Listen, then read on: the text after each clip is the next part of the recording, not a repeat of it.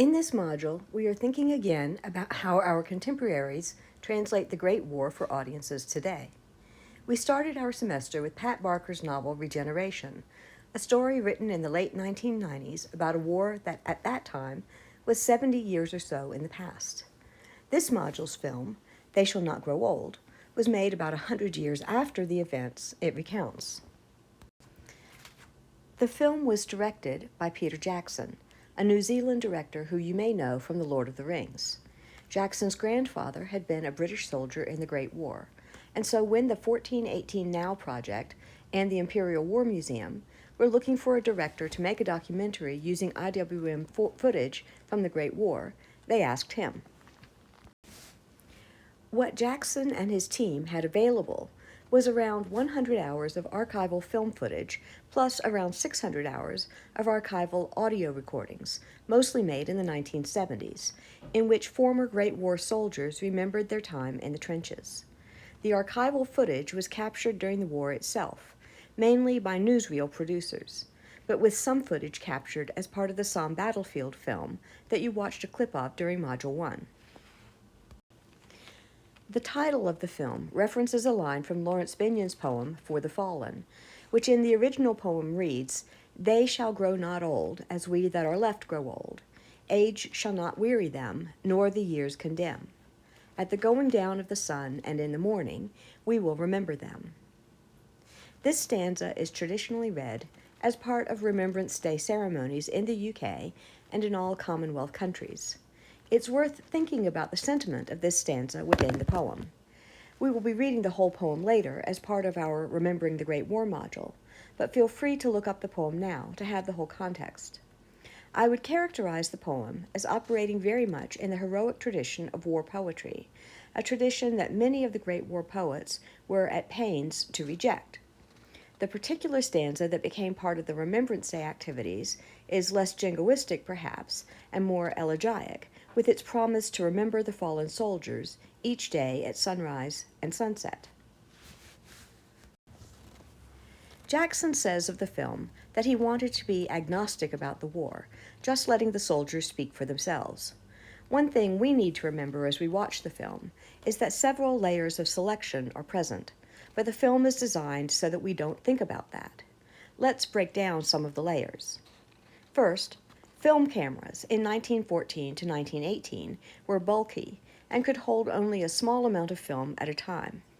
This meant that actual battlefield footage was nearly impossible to capture. In the Somme documentary, the filmmakers recreated trenches and battle scenes in England so that they could get footage for their movie. In terms of They Shall Not Grow Old, before anyone ever archived any film, the possibilities of what could be recorded had already been determined by the physical limitations of filming in that era. Second, some footage was carefully archived and preserved, and some was discarded or destroyed. Some film that was archived still deteriorated over the course of 100 years and proved unusable, even though Jackson and his team developed new processes for stabilizing and preserving the film record. Third, the audio recordings that provide most of the sound in the film were made in the 1970s, when someone realized that the generation of World War I veterans were getting old and dying. While the decision to try to capture their stories before they were gone was a wise one, we have to recognize that among the stories not captured are the stories of soldiers who died in the war, veterans who died after the war but before the audio recording project began, and veterans who could not bring themselves to talk about the war. Remember, many soldiers of this war suffered from PTSD and were counseled by doctors not to speak of their war experiences. Fourth, the audio recordings were not made to go with the archival film. The juxtapositions of image and sound are entirely Jackson's team's choices.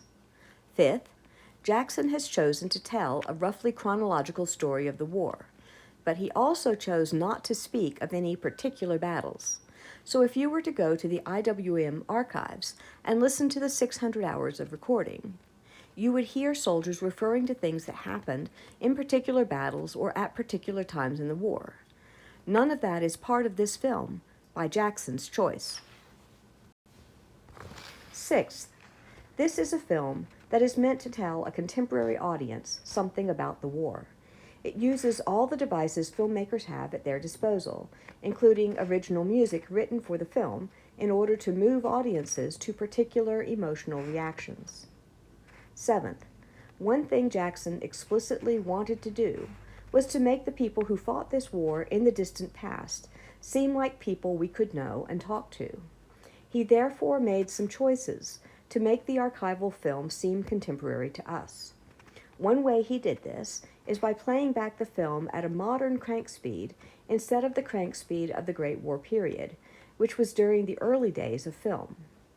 Remember, too, that all films of that era were silent, as the ability to sync audio and video recordings had not yet been developed.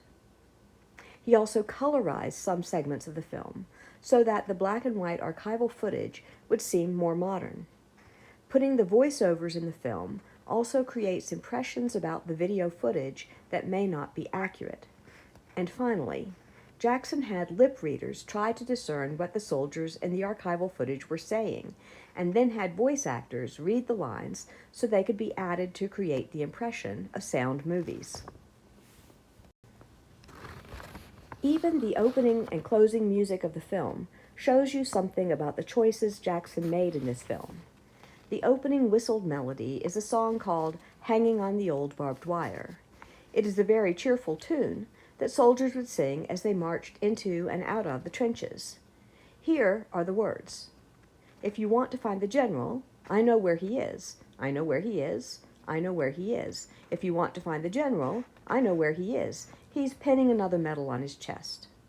I saw him, pinning another medal on his chest, pinning another medal on his chest. The other verses are similar. The colonel is sitting in comfort, stuffing his bloody gut. The sergeant is drinking all the company rum. Here's the last verse of the song. If you want to find the private, I know where he is. I know where he is. I know where he is. If you want to find the private, I know where he is. He's hanging on the old barbed wire. I saw him, hanging on the old barbed wire, hanging on the old barbed wire. This song is typical of soldier songs, in that it's getting a dig in at the officers. But of course, this song also concludes with the miserable state of the ordinary soldier in this war, condemned to futile attacks that reveal how cheap the commanders hold their lives. Hanging on the old barbed wire, emplacements before both the English and German trenches was, of course, where many of the dead from battles like the Somme ended up, their bodies slowly decomposing in full sight of their comrades, for whom it was too dangerous to cross no man's land in an attempt to retrieve the corpses of their fellow soldiers. The song at the end is a little more chipper. Again, dating from the time of the Great War, Mademoiselle from Armentières is a bawdy song that talks up the charms of the local women. When Jackson decided he wanted this song to end his film, he was in New Zealand, but didn't want New Zealand accents in the song, so he rounded up some local British men to sing it instead. It's worth thinking about this, because on the one hand, this is a harmless choice, isn't it? But on the other hand, there were certainly New Zealand accents in the trenches, since every Commonwealth country sent soldiers. Deciding to have English voices cuts out those colonial soldiers and plays into a narrative that the Great War was a battle in a small battlefield between England and Germany, rather than the worldwide conflagration it really was. Along with watching the film this week, you'll be reading a bit from Paul Fussell's book, The Great War and Modern Memory. This is an old book now, but Fussell, who served in World War II, made a very original argument about what makes the Great War a modern war, as opposed to just a war that happened during a time of modernity. Irony is central to his thesis, but Fussell also draws our attention to the way that memory itself is not innocent or organic. It is shaped by forces of culture that are outside of our individual ability to remember accurately. Peter Jackson displays some of those issues in his film, and we will have an opportunity to discuss them in the discussion forum this week.